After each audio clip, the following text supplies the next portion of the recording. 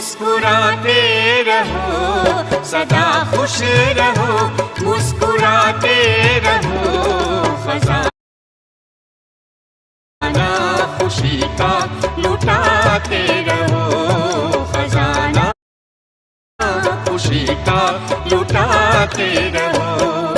गाते रहो, गुनगुनाते रहो, गाते रहो, गुनगुनाते रहो, मिलन प्यारे प्रभु से मनाते रहो, मिलन प्यारे प्रभु से मनाते रहो, सदा खुश रहो।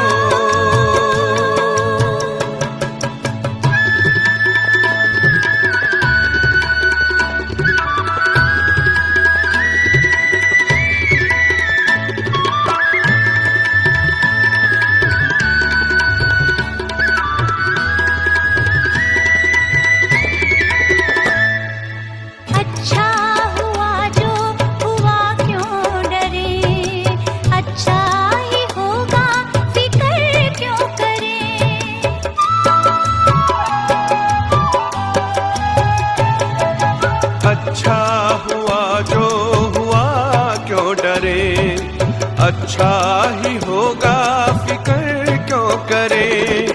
हर बात में सबका कल्याण है, हर बात में सबका कल्याण है। खुशी का मरम ये सुनाते रहो, सदा खुश रहो, मुस्कुराते रहो, खजाना खुशी का लुटाते रहो, सदा खुश रहो।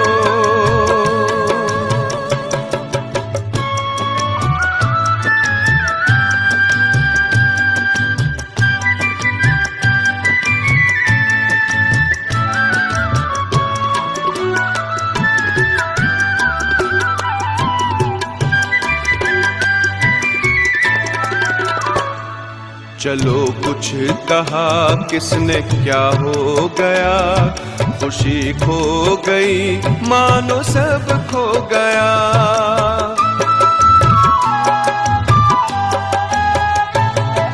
चलो कुछ कहा किसने क्या हो गया, खुशी खो गई मानो सब खो गया। खुशी जैसी कोई दवा ही नहीं, खुशी जैसी कोई दवाई नहीं, ये अमृत है सबको पिलाते रहो, गाते रहो, गुनगुनाते रहो, मिलन प्यारे प्रभु से मनाते रहो, सदा खुश रहो।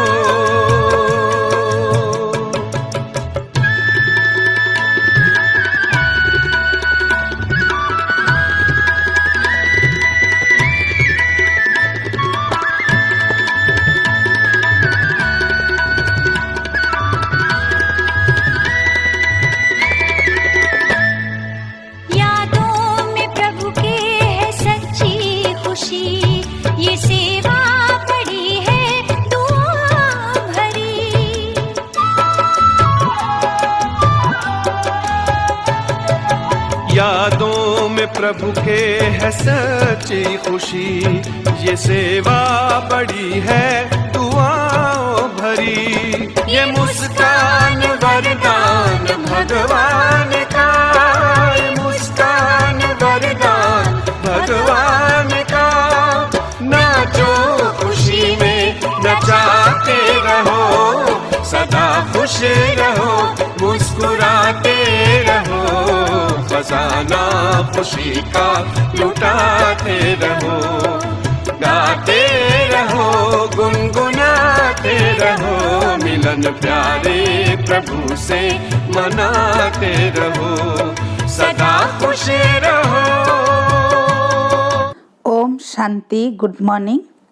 14 मार्च 2022 प्रातः मुरली बाप दादा मधुबन। मीठे बच्चे, ज्ञान के तीसरे नेत्र से बाप को देखो, बाप को ही याद करो। इस शरीर को देखते हुए भी नहीं देखो। प्रश्न, इस पुरानी दुनिया में रहते तुम बच्चों को कौन सा डायरेक्शन मिला हुआ है? उत्तर, मीठे बच्चे, यह पुरानी दुनिया जिसमें तुम रहते हो यह कब्रिस्तान होनी है। इस पर रावण का राज्य है, इनसे दिल नहीं लगाओ।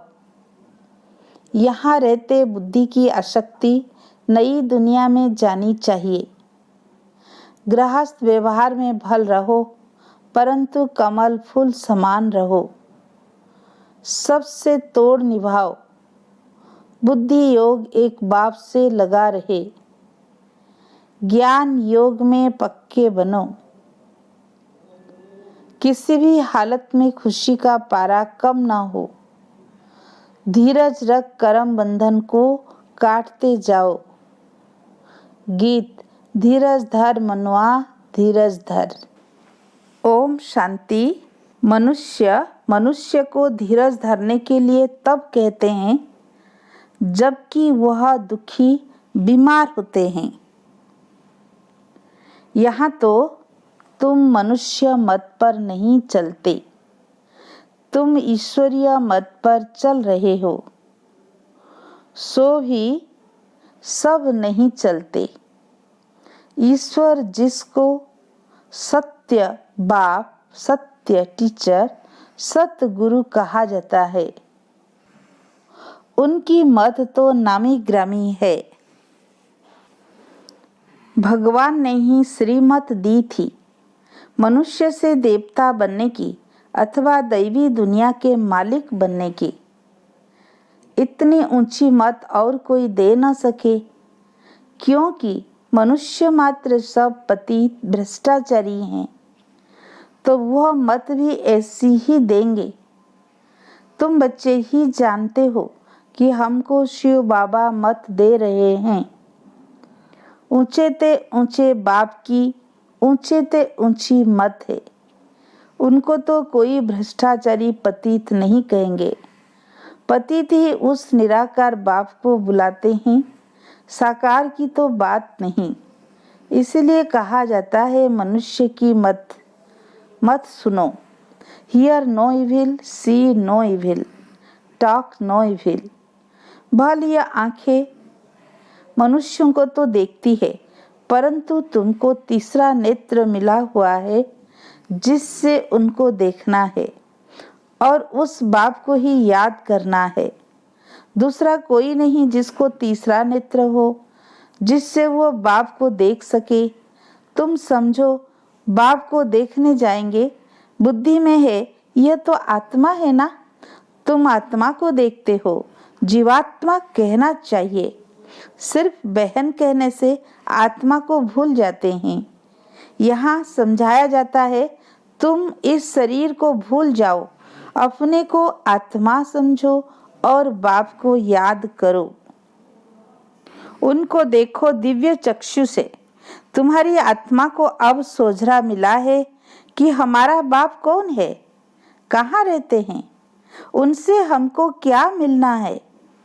तुम्हारे मिसल दुनिया में कोई भी नहीं जो बाप से वर्षा लेने का पुरुषार्थ करते हो। जब तक कोई बच्चा ही न बने तो बाप से वर्षा कैसे ले सकते हैं। बाप का वर्षा तो बेशुमार है, ऊंचे ते ऊंचा है। सूर्यवंशी राजा रानी बनना। बैरिस्टरी भल पास करते हैं, परंतु उनमें भी नंबरवार होते हैं। कोई तो बहुत कमाते, कोई तो पेट भी मुश्किल भरते। अब तुम जानते हो हम ईश्वर से राजाई प्राप्त कर रहे हैं। कोई भी मनुष्य को कोई कब कह न सके कि यह सत्य बाप, सत्य टीचर, सतगुरु है और सब गुरु लोग हैं। सतगुरु सत्य बोलने वाला एक ही है, बाकी सब हैं झूठ बोलने वाले। वह सच्ची सद्गति किसी को दे नहीं सकते। सतगुरु की महिमा हम तुम भी नहीं जानते थे। कोई की भी बुद्धि में नहीं आएगा कि वो सत बाप, सत टीचर, सतगुरु कैसे हैं? वो तो सर्वव्यापी कह बात खत्म कर देते हैं। वह परमात्मा को अलग समझते नहीं कि वह बाप है, हम बच्चे हैं। कह देते सब बाप ही बाप हैं। इनसे भी नीचे ठिक्कर भीतर में परमात्मा को ठोक दिया। बाप समझाते हैं ऐसे है नहीं। तुम बच्चों को अब निश्चय हुआ कि बरोबर बाप, सत टीचर, सत गुरु एक ही है। उनको कोई जानते नहीं। अगर जानते हो तो वहां जा भी सके। किसको जाना जाता है तो उनके नाम, रूप, देश, काल सबको जाना जा सकता है। नहीं तो जानने से फायदा ही क्या? मनुष्य सब दुखी हैं, इसलिए शांति चाहते हैं। उनको यह पता ही नहीं कि हम असुल शांति धाम के रहने वाले हैं। वहां से हम आते हैं। हम आत्मा का स्वधर्म शांति है। बाबा गुरुओं के लिए समझाते हैं, वो किसको सद्गति दे नहीं सकते। वह डराते हैं, कहते हैं गुरु का निंदक ठोर न पाए। वास्तव में यह सब बातें बेहद के बाप के लिए हैं कि अगर तुम मेरी निंदा कराएंगे तो सतयुग में ऊंच ठोर नहीं पाएंगे। सन्यासी तो यह बात कह न सके कि तुम मेरी निंदा कराएंगे तो सतयुग में ऊंच ठोर नहीं पाएंगे। कौन सा ठोर? ठोर का तो कुछ पता ही नहीं। साधना करते रहते हैं, परंतु साधना करने से सद्गति को पा न सके। यह बाप ही आकर धीरज देते हैं। तुम जानते हो, बरोबर 84 जन्मों का चक्र लगाया, हम बहुत दुखी हैं। जब तक सुख धाम का साक्षात्कार ना हो तो दुख धाम कैसे समझे? अभी तुम जानते हो यह दुख धाम है, अल्पकाल का सुख है। इस अल्पकाल की राजाई में कितनी खुशी होती है। समझते हैं गांधी ने राम राज्य स्थापन किया, परंतु नहीं, यह तो और ही तीखा रावण का राज्य बन गया। सब कहते हैं पतित भ्रष्टाचारी हैं। आगे सिर्फ पतित थे, अब तो भ्रष्टाचारी भी कहते हैं। यह है कलयुग की अंत। कितनी रिश्वत है। बाप आकर सारी दुनिया के मनुष्य मात्र को कहते हैं अब धैर्य धरो, परंतु सुनते नहीं है। पिछाड़ी में सबको मालूम पड़ेगा। प्रदर्शनी में भी यही दिखाते हैं कि कैसे दुख की दुनिया को हटाए सुख की दुनिया बना रहे हैं। आखिर सब सुनेंगे तो सही ना। एक तरफ माया सबके गले घुटती रहती है, दूसरी तरफ बाप अपनी पहचान देते रहते हैं। अब तो ढेर मनुष्यों को आवाज पहुंचाना है। जितनी जितनी महिमा निकलेगी तो फिर अखबारों में भी जोर से पड़ेगा। फिर बहुत आएंगे। यह मेहनत है। धर्म अथवा मठ आदि स्थापन करना तो बहुत सहज है। बौद्धि धर्म की एक स्पीच की 60-70 हजार बौद्धि बना लिए। यहाँ तो मेहनत है। माया बड़ा जोर से सामना करती है। वहाँ तो माया के साथ युद्ध की बात ही नहीं। यहाँ माया से युद्ध करने में मेहनत है। मुख्य बात है पवित्रता की, और कोई जगह पवित्रता की बात नहीं। वह तो घर से वैराग्य आता है या कुछ चोरी पाप आदि करते हैं तो संन्यास धारण कर लेते हैं। इसलिए चोरों को पकड़ने के लिए भी गवर्नमेंट को सन्यासी, सीआईडी आदि रखने पड़ते हैं। दलालों के रूप में, व्यापारियों के रूप में भी सीआईडी होते हैं। पुलिस का गुप्त काम बहुत चलता है। दोस्ती के बहाने भी सोने के व्यापारियों से मिल जाते हैं। फिर सब कुछ मालूम पड़ जाता है। धंधे वाले धंधा भी करते तो सीआईडी भी करते। दुनिया बहुत मुसीबतों में फंसी हुई है। तुम बहुत भाग्यशाली हो जो इन सब मुसीबतों से दूर निकल आए हो। दुनिया में तो मुसीबतों पर मुसीबत है। तुम्हारे लिए बहुत प्राप्ति है। वह तो दुखी होकर मरते हैं। तुम बैठे हो यह शरीर छोड़ने के लिए। कहाँ पुराना शरीर खत्म हो तो हम वापिस बाबा के पास जाएं। दिल लगी बाप के साथ और नई दुनिया के साथ, तो पुरानी दुनिया क्या काम की। यह तो पुराना कपड़ा है, इससे वैराग्य आ जाता है। सन्यासियों को वैराग्य आता है घर बार से। स्त्री को नागिन समझते हैं। तुम्हारा तो सच्चा सच्चा वैराग्य है। गाया भी जाता है ज्ञान, भक्ति और वैराग्य। ज्ञान मिलता है कि पुरानी दुनिया से वैराग्य करो। यह कब्री स्थान बनना है। वह है हद का संन्यास। उन्हों को यह मालूम नहीं है कि यह पुरानी दुनिया खत्म होने वाली है। वह कहते हैं हम घर में इकट्ठा रह नहीं सकते, तो उन्हों को घर से वैराग्य होता है और वो जंगल में चले जाते हैं। तुम्हारा यह है बेहद का वैराग्य, परंतु इनका किसी को पता ही नहीं है। तुम कहेंगे हमको तो सारी पुरानी दुनिया से, कब्री स्थान से वैराग्य है, यह रावण राज्य है। ऐसा कौन मूर्ख होगा जो पुरानी दुनिया से दिल लगाएगा। जब तक पूरी तैयारी हो जाए, सतयुग आने का समय भी हो, तब तो लड़ाई लगेगी। कई लिखते भी हैं कि भल बैठे घर में हैं, परंतु मूंझते हैं कि क्या करें। ममत्व अगर नहीं रखे तो संभाल कैसे हो। बाबा कहते बच्चे रहना तो यहीं है, परंतु बुद्धि की आसक्ति अब नई दुनिया में जानी चाहिए। सच्चा लव उसमें जाना चाहिए। इस पुरानी दुनिया से वैराग्य है, देह से भी वैराग्य, तो बाकी क्या रहा।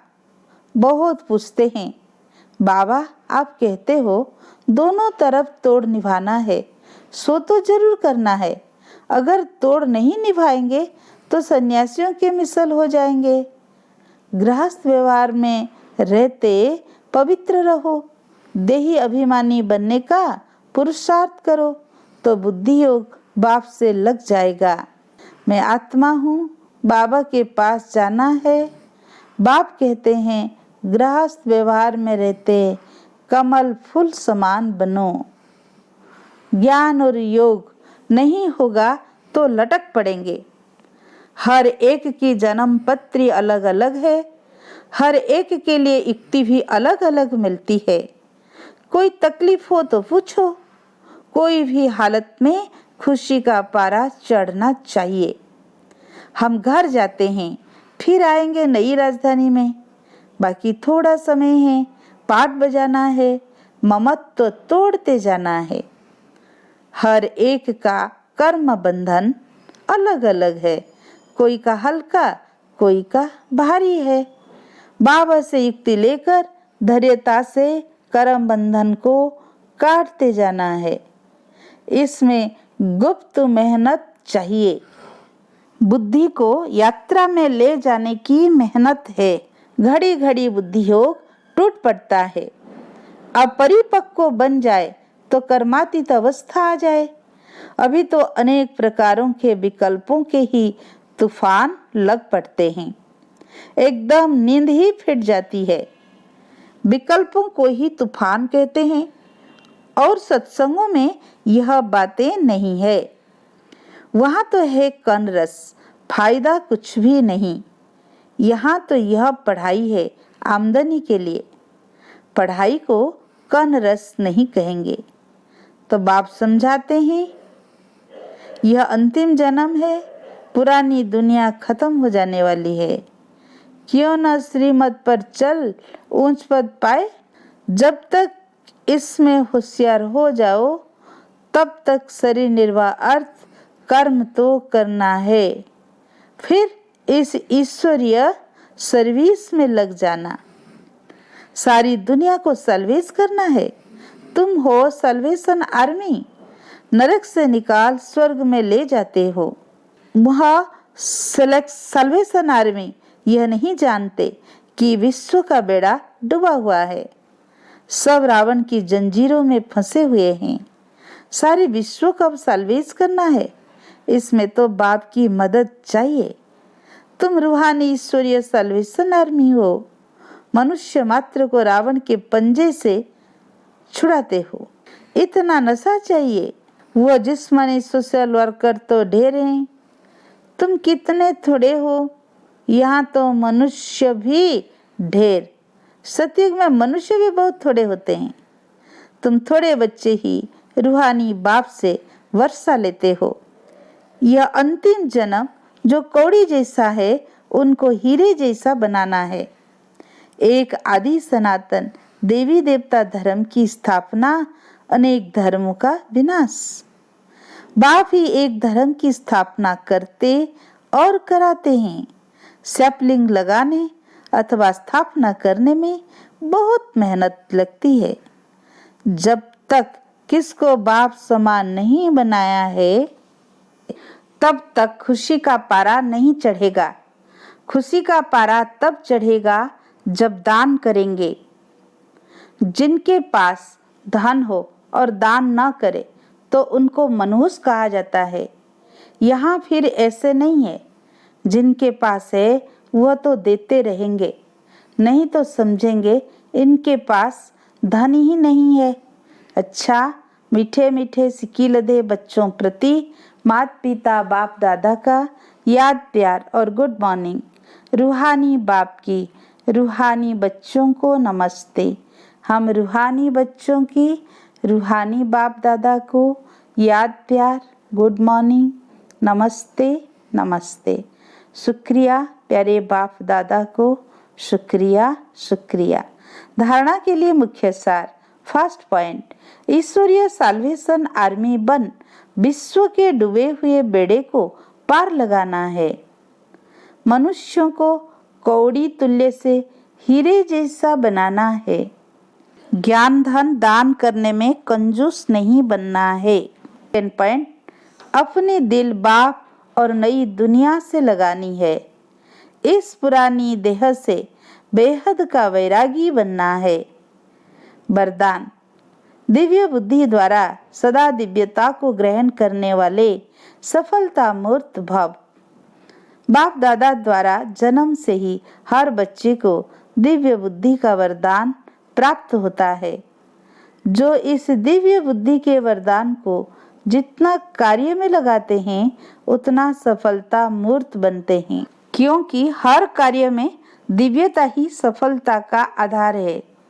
दिव्य बुद्धि को प्राप्त करने वाली आत्माएं अदिव्य को भी दिव्य बना देती है। वह हर बात में दिव्यता को ही ग्रहण करती है। अदिव्य कार्य का प्रभाव दिव्य बुद्धि वालों पर पड़ नहीं सकता। स्लोगन, स्वयं को मेहमान समझकर रहो तो स्थिति अव्यक्त व महान बन जाएगी। अच्छा, ओम शांति।